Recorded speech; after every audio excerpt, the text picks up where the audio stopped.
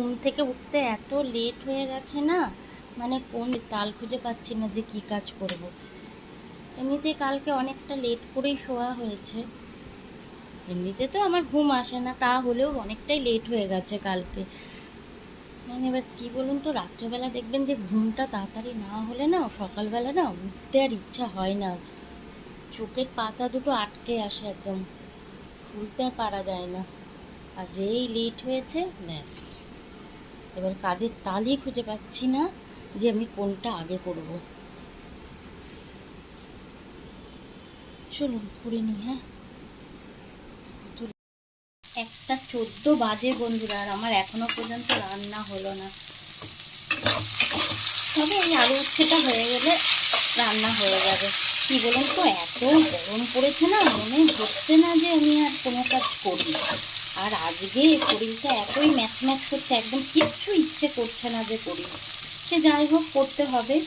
আর রান্না আমার এটাই হচ্ছে লাস্ট, আলু উচ্ছে ভাজা। এইদিকে রান্না হয়ে গেছে আমার। চলুন দেখিয়ে দিই আজকে কি রান্না করেছি। টক ডাল করেছি আম দিয়ে, এই যে টক ডাল করেছি।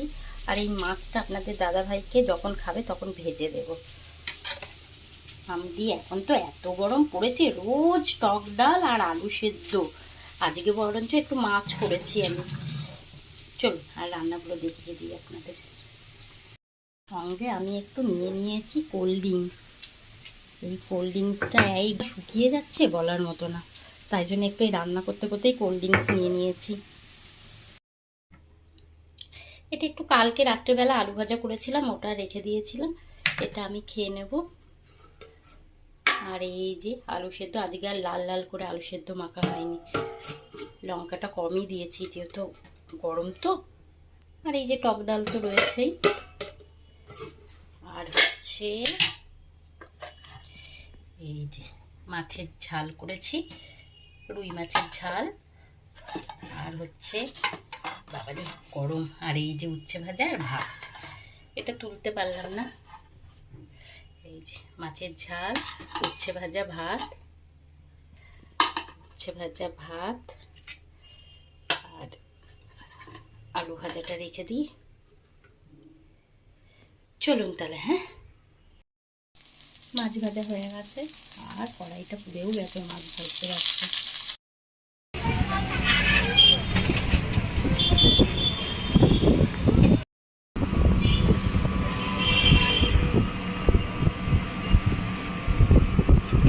এখানটায় এবার ফাঁকা।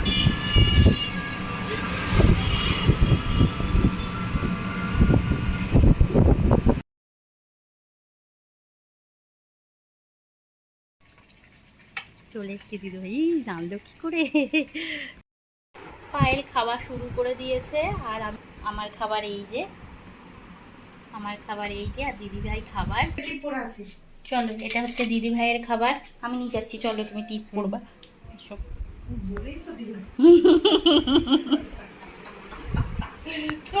খাবার নিয়ে শুরু করে দিয়েছে সত্যি। হ্যাঁ, খাওয়া না মানে খাওয়া এত ভালোবাসিস, আমরা খেলাম না ও শুরু করে দিয়েছে। প্রচন্ড। শরীর খারাপ ছিল দিদি ভাইয়ের অনেকদিন, তো এখন একটু সুস্থ, কারণ সুস্থ তো হতেই হবে, সামনে বিয়ে না, এই জন্য, তাই না বলো?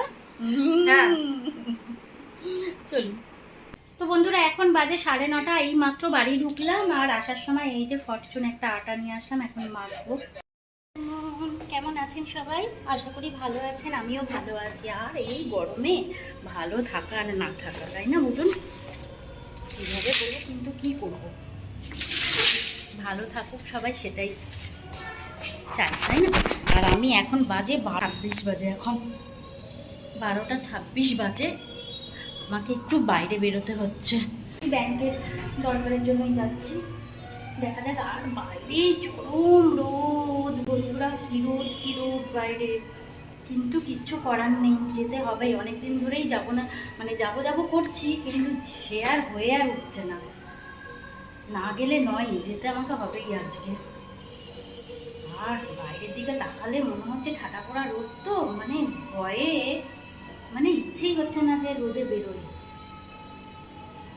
করবো বলুন তো? যেতে তো তাপমাত্রা আমাদের এখানে 39-40 ডিগ্রি। মাথা ঘুরে যদি পড়ে যায় রাস্তায়, না একদম চায়ের দোকানে বেঞ্চের ওপর পাওয়া যাবে আমাকে, তাই না বলুন? রাস্তায় বেরোলেই অসুস্থ হয়ে যাচ্ছে, আর অসুস্থ হয়ে গেলেই কারোর না কারোর দোকানের বেঞ্চে পাওয়া যাচ্ছে। চলুন, কিছু করার নেই, বেঞ্চেই পাওয়া যাক, যাই হোক, যেতে যখন হবে, তাই না? চলুন। হ্যাঁ, ছাতা নিয়েছি, তবু যেন রোদ মানছে না।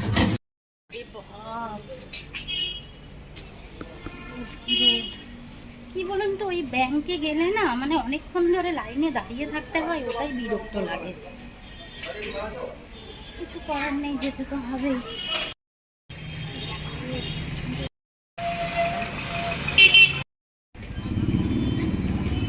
সুন্দর জামাগুলো। 3টে 3:30 বাজে তখন বাড়ি ঢুকেছি, এসে আর কিচ্ছু ভালো লাগছিল না বন্ধু, একটুখানেও কিছু না খেতে। কি বলুন তো, ছাতা নিয়ে গেছি তবু যেন মনে হচ্ছে তাপটা পুরো ধাক্কা দিচ্ছে মুখে, গায়ে হাত পায়ে, এমন খুব শরীরটা খারাপ করছিল। যাই হোক, কাজ তো হলো না, গেলাম অত পর্যন্ত লাইন দিয়ে দাঁড়িয়েছিলাম, কাজ হলো না।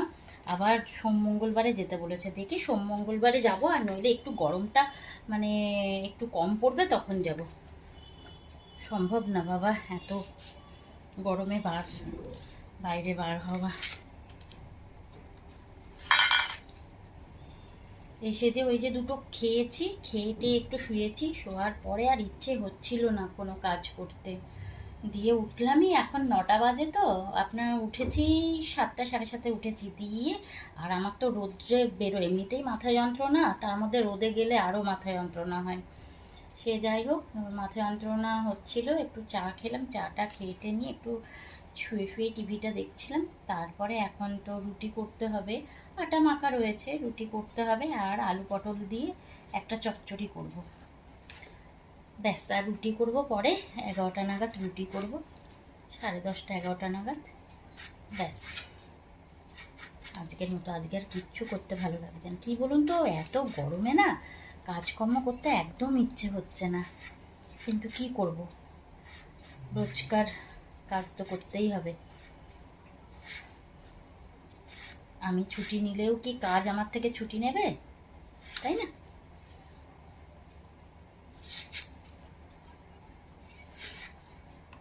আর এখনকার আলুগুলো না কেমন এক একটা দরকচে হচ্ছে, দেখেছেন? বাটি আনতে ভুলে গেছি, ছোট্ট একটা বাটি নিয়ে চলে এসেছি।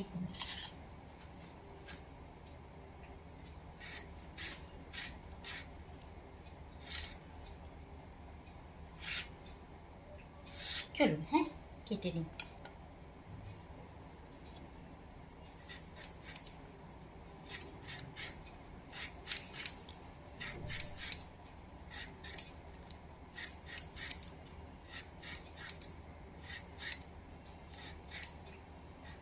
তরকারিটা হয়ে গেলে ছাদে যাব, আজকে জল দেয়া হয়নি, একটু পারলে ছাদে জল দিয়ে দেবো, আর খোল আছে, খোলটাও দিয়ে দেবো। রাত্রেবেলা দিলে না আমার মনে হয় কি যে গাছগুলো বেশ, মানে এমনিতেই তো রাত্রেবেলা ঠান্ডা ওয়েদার, তার মধ্যে জল দিলে মনে হয় যে গাছ যেন আরো, গাছও তো সেই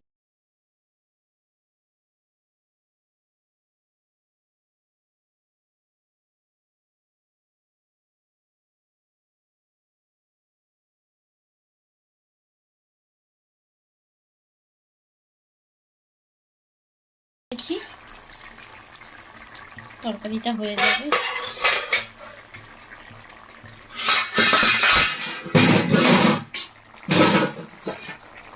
তরকারিটা হোক। বাহ, কি গরম! দেখেছেন, থর করে ঘাম।